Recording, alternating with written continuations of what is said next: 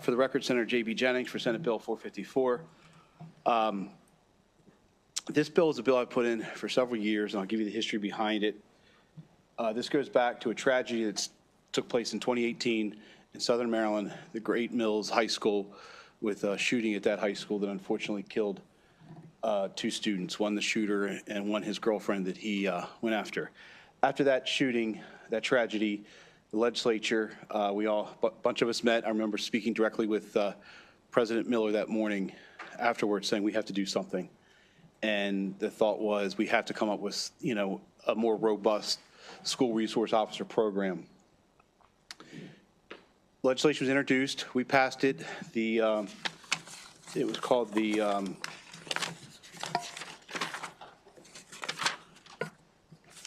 bear with me here.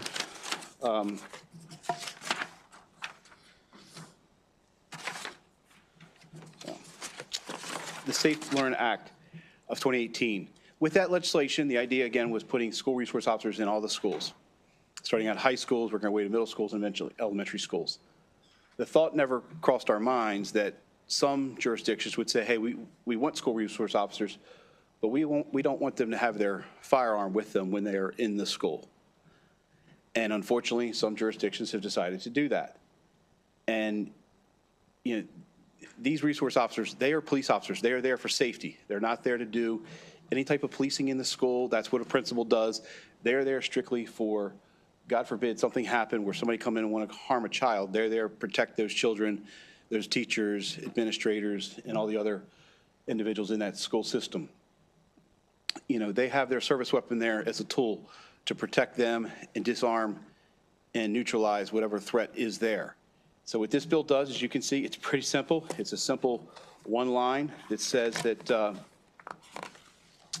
school resource officer shall carry a firearm while present on the premise of the school to which the officer is assigned.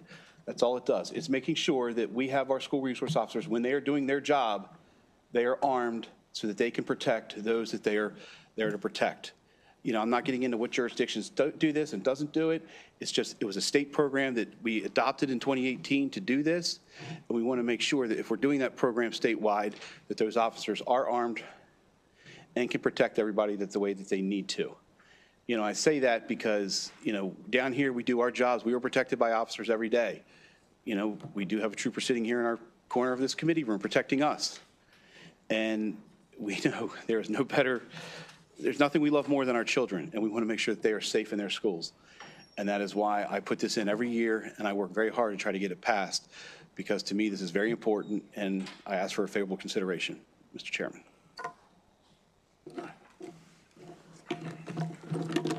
Good afternoon, Mr. Chair.